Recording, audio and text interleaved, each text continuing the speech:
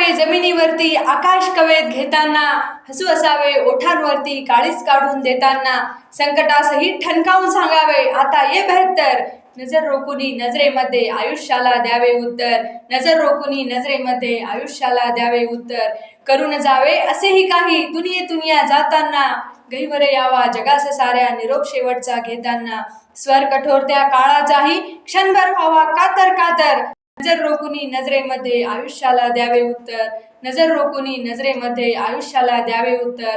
आयुष्य हे अर्थपूर्ण असले पाहिजे हे समजवणारा ज्वलंत म्हणजे कोरोना एक संकट की संधि. राम युग में दूध मिले कृष्ण युग में घी, राम युग में दूध मिले कृष्ण युग में घी, कोरोना युग में काढ़ा मिले डिस्टन्स बनाकर पी, डिस्टन्स बनाकर पी. 2020 सालची ती गोष्ट, सकाळची ती वेळ, कामाची ती धावपळ आणि तोच कानावर बातमी येते चीनमध्ये उत्पत्ती झालेल्या कोरोनाचा भारतामध्ये शिरकाव. आणि बघता बघता संपूर्ण जगात कोरोनाने थैमान घातलं. आज काय शाळा बंद, उद्या काय बाजार बंद, बंद बंद बंद, आणि एक दिवस आमचे घराबाहेर पडणे देखील बंद. यालाच म्हटले लॉकडाऊन. काय होतं हे लॉकडाऊन? नोकरी नाही, व्यवसाय नाही, आर्थिक आवक नाही आणि सर्वजण घरातच बंदिस्त. मनात मात्र एकच भीती, आपण तर कोरोना पॉझिटिव्ह नाही ना. आणि आधीच बेरोजगारी असणाऱ्या आपल्या या देशात बेरोजगारीचे प्रमाण प्रचंड वाढले. नवीन काम शोधणे कठीण आणि आहे ते काम टिकवणे म्हणजे तारेवरची कसरत होऊन बसले. शहरातील लोक गावी परतू लागले. कित्येक मजुरांवर तर मैलोन मैल पायी परतण्याची वेळ आली. या विषाणूनं मृत्यू दाखवला. कोरोनाच्या वणव्याचे वादळ अचानक आल्यावर झाडाची पानं टप टप गळून पडावीत तशी माणसं मृत्युमुखी पडू लागली. सगळीकडे निराशेचे सावट पसरले. डोळ्यांनाही न दिसणारा हा विषाणू पण संपूर्ण जगाच्या डोळ्याला धारा लावल्या.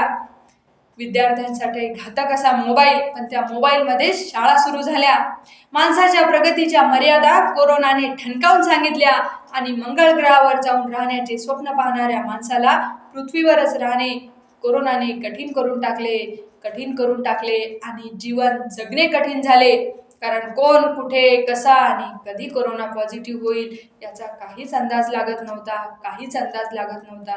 ही झाली विषयाची एक बाजू. पण मित्रांनो, चावी नाही असं कुलूप नाही, उत्तर नाही असा प्रश्नच नाही आणि संधी नाही असं कोणतं संकटच नाही.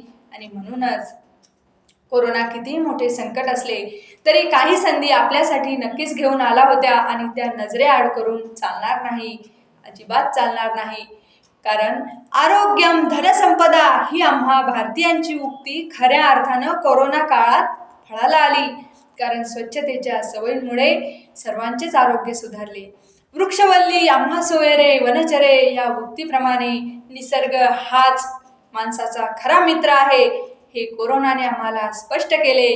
कारण कोरोना काळात घेत असलेल्या प्रत्येक श्वासाची किंमत किती अमूल्य आहे हे कोरोनाने आम्हाला दाखवून दिले.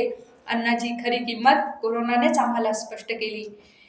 निसर्गात होत असलेला प्रदूषण, अपघात, गुन्हेगारी हे कोरोना काळात खूप कमी झाले. निसर्ग आनंदाने बहरू लागला. पशुपक्षी मनमोकळा श्वास घेऊ लागले आणि सर्वात महत्त्वाचे म्हणजे संपूर्ण कुटुंब एकत्र राहू लागल्याने परंपरा, चालीरीती, सुखदुःख, आवडीनिवडी यातून माणूस माणसाच्या जवळ आला. आणि माणसाची किंमत ही पैशापेक्षा नेहमी जास्त असते हे सुद्धा कोरोनानेच आम्हाला स्पष्ट केले.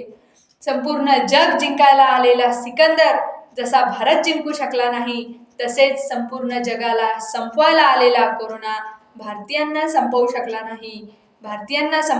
नाही. कारण भारत हा लढवय्यांचा देश आहे हे पुन्हा एकदा सिद्ध करण्याची संधी कोरोनानेच आम्हाला दिली. आणि म्हणूनच एवढ्या मोठ्या संकट काळातही संपूर्ण जग भारताकडे आशेने पाहत होते. ह्याची दोन कारणे. एक म्हणजे कोरोना विषाणूवर मात करण्यासाठी भारताने केलेल्या प्रयत्नांची नोंद जागतिक आरोग्य संघटनेने घेतली आणि दुसरे म्हणजे विकसनशील युरोपियन देशांनी कोरोना काळात भारताचे मार्गदर्शन घ्यावे अशी जागतिक पातळीवरील सूचना समोर आली.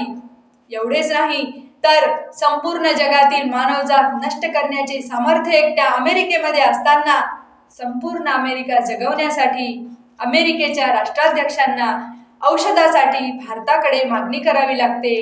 यावरून एवढेच सिद्ध होते की संपूर्ण जगात कितीही मोठे संकट आले तरी ते सावरण्याचे सामर्थ्य एकट्या भारतामध्ये आहे आणि हे सिद्ध करण्याची संधी कोरोनाने भारताला म्हणजेच पर्यायाने आम्हा भारतीयांना दिली असे मला वाटते. म्हणजेच स्वतःला ओळखून मिळालेल्या संधीचं सोनं करण्याची संधी कोरोनानेच आम्हाला दिली. जाता जाता एवढंच म्हणेल, लाभले आयुष्य जितके ते जगावे चांगले, पाऊले चालू पुढे जे थांबले ते संपले, घेतला जो श्वास आता तो पुन्हा ना लाभणे, माणसाने माणसाशी माणसासम वागणे, हीच आमुची प्रार्थना अन हेच आमुचे मागणे, माणसाने माणसाशी माणसासम वागणे, हीच आमुची प्रार्थना. मनपूर्वक धन्यवाद.